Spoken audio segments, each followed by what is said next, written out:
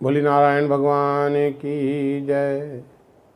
आज कार्तिक महात्म्य का चौथा दिन अर्थात करवा चौथ, सुहागन स्त्रियों के व्रत। आज की कथा प्रारंभ करते हैं। श्री कृष्ण गोविंद हरे मुरारी, हे नाथ नारायण वासुदेवा। श्री कृष्ण गोविंद हरे मुरारी, हे नाथ नारायण वासुदेव। हे नाथ नारायण वासुदेवा, हे नाथ नारायण वासुदेवा, हे नाथ वासुदेवा, हे नाथ नारायण वासुदेवा। श्री कृष्ण गोविंद हरे मुरारी, हे नाथ नारायण वासुदेवा। बोले नंदकंद भगवान की जय। नारद जी पृथु नाम के राजा से बोले कि हमने तुमसे विष्णु की तथा अन्य देवों की पूजा तथा स्नान दान वंदन कहा। पृथु जी बोले कि हमने विष्णु जी की पूजा सुनी, परंतु वे भी देवों के व्रत कहो। ऐसे सुन नारद जी बोले कि कार्तिक मास में ब्रह्मा, गणेश, अहोई देवी व लक्ष्मी व्रत फल देने वाले हैं। आश्विन शुक्ल पूर्णिमा को ब्रह्मा का व्रत तथा कार्तिक मास कृष्ण चतुर्थी को गणेश का व्रत, सप्तमी तथा अष्टमी को अहोई देवी का व्रत और अमावस्या को लक्ष्मी का व्रत करना चाहिए।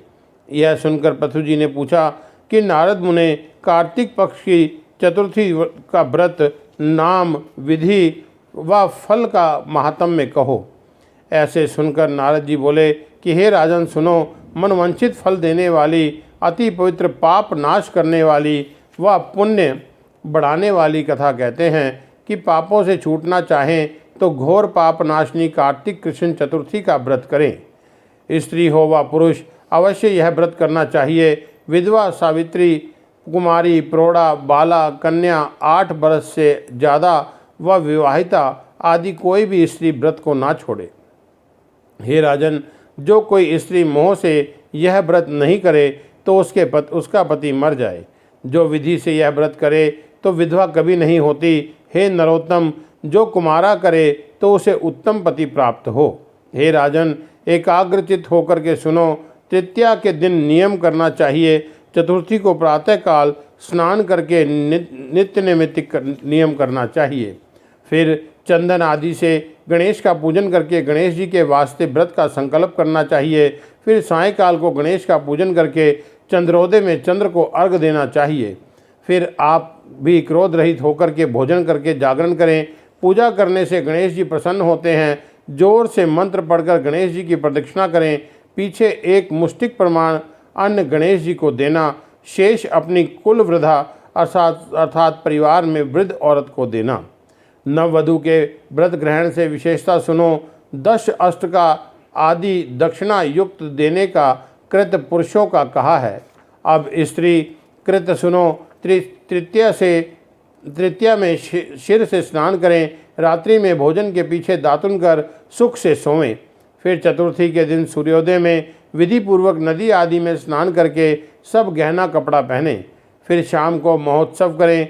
और ऐसे नारद जी पृथु जी से चौथ का उत्सव कहते हैं कि स्वर्ण आदि के पात्रों में 10 अष्ट का रस रख घिसे दीप जला रखना।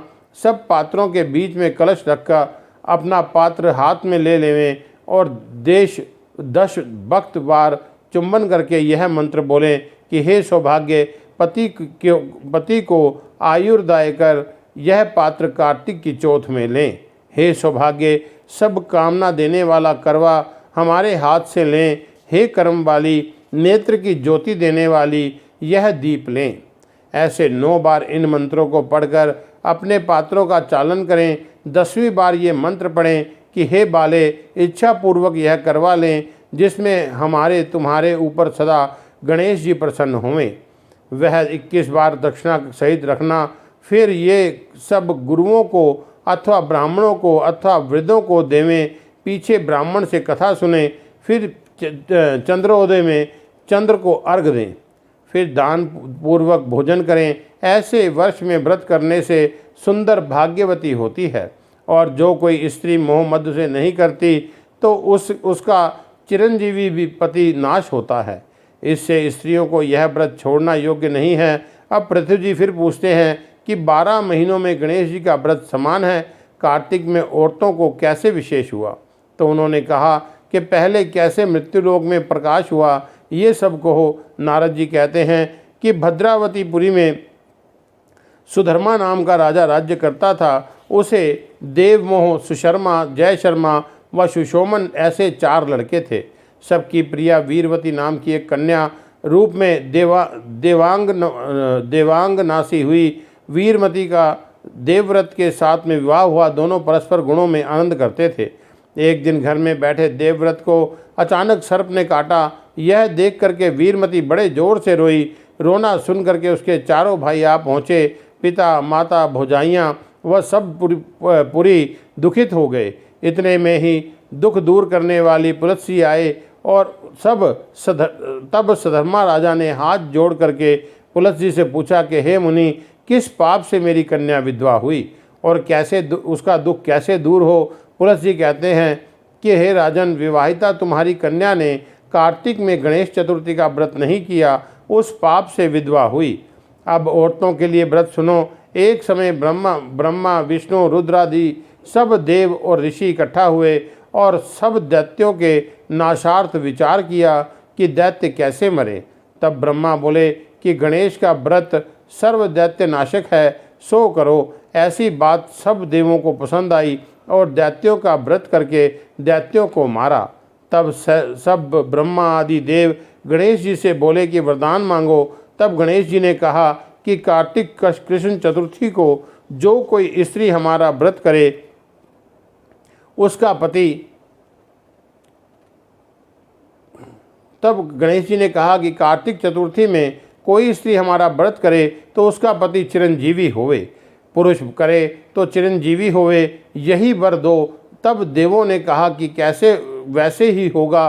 कार्तिक कृष्ण पक्ष में जो जो स्त्री तुम्हारे व्रत को करती है उसका पति अल्पवायु भी हो तो भी चिरंजीवी होता है, और नहीं करेगी तो जल्दी ही पति का नाश होगा। हे राजन, इस देवताओं के वरदान से स्त्रियों को यह व्रत बड़े यत्न से करना चाहिए। सो तुम्हारी कन्या ने नहीं किया, इसलिए उसे ऐसा फल मिला। ऐसे सुनकर राजा ने इस वक्त मैं क्या करूं ये पूछा, तो जिससे मेरी कन्या सुख पावे। तब पुलत्सी बोले कि अभी भी व्रत करेगी तो गणेश जी के प्रसाद से पति जी उठेगा। ऐसे पुलत्सी बोल के गए। पीछे वीरमती ने पति की देह को तेल में रख दिया। जब कार्तिक मास आया तब विधि पूर्वक व्रत किया, कथा सुनी, रात में चंद्र को अर्घ दिया, ब्राह्मणों को दान दिया, तो व्रत के प्रभाव से उसका पति जी गया। तभी से यह व्रत चला। इससे स्त्री पुरुष कोई भी करे तो सुख, सौभाग्य, संपत्ति होवे। कार्तिक कृष्ण चतुर्थी का व्रत करे, कथा सुने। कथा न सुनने से व्रत का फल आधा होता है। कार्तिक में कथा सुनने से 10 गुण फल ज़्यादा प्राप्त होता है, और पाठ के श्रवण से भी 1 सहस्त्र अर्थात 1000 गौ का दान का फल प्राप्त होता है। बोलिए नारायण भगवान की जय। श्री कृष्ण गोविंद हरे मुरारी, हे नाथ नारायण वासुदेवा। श्री कृष्ण गोविंद हरे मुरारी, हे नाथ नारायण वासुदेवा। हे नाथ नारायण वासुदेवा, हे नाथ नारायण वासुदेवा, हे नाथ नारायण वासुदेवा, हे नाथ नारायण वासुदेवा। श्री कृष्ण गोविंद हरे मुरारी, हे नाथ नारायण वासुदेवा। बोली नंदगंध भगवान की जय, गजानन महाराज की जय।